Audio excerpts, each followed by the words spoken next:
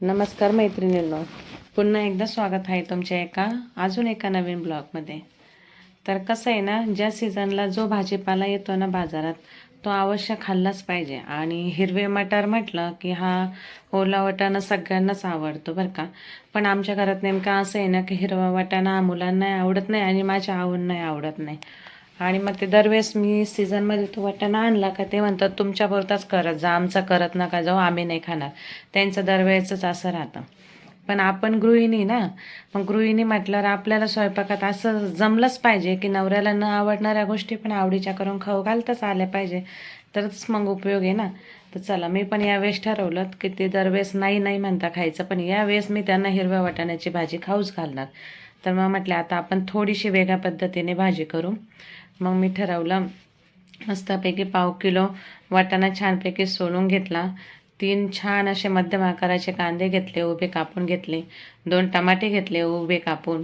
थोडंसं लसूण सोलून घेतला, आलं घेतला.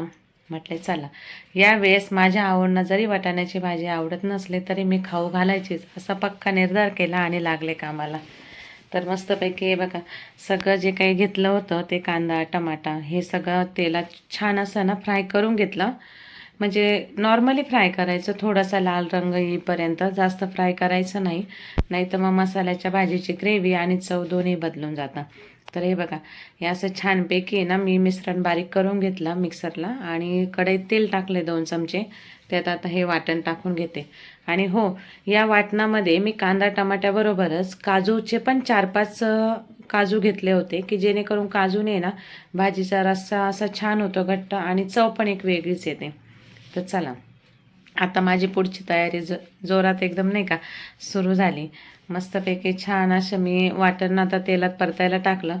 त्याच मिक्सरच्या भांड्यामध्ये हिरव्या वाटाण्याला पण आहे ना थोडंसं असं बारीक करून घेणार आहे, जेणेकरून भाजी कसली केली हे लक्षात आलं नाही पाहिजे आणि मग मुलं आणि आहो सगळे आवडीनं खातील. म्हणजे मी थोडक्यात वाटाण्याचा खिमाच बनवत आहे. तर हे बघा, आता मस्त मिक्सरला वाटाणा पण बारीक करून घेतला. आता हे भाजीमध्ये सगळे मसाले टाकते. विकतचा आपला किचन किंग मसाला होता माझ्याकडे, तो पण टाकला मी थोडासा. बाकी लाल मिरची, तिखट, हळद, धने जिरे पावडर हे जे आपल्या घरी केलेलं असतं ते साहित्य वापरलं. आणि थोडासा आहे ना गोडा मसाला केलेला आहे, तो गोडा मसाला पण मी याला वापरला. म्हणजे थोडक्यात कच्चा मसाला. आणि मीठ हळद तर आपलं नेहमीप्रमाणे आपल्या अंदाजाने, आपण जितकी भाजी करतोय जितक्या माणसांकरता त्या दृष्टीने. तर चला, अशा पद्धतीने छान आता भाजीला तेल सुटत आलं आहे. आता त्यात मी मसाले टाकून घेते सगळे. हे बघा, हे सर्व मसाले टाकते मी.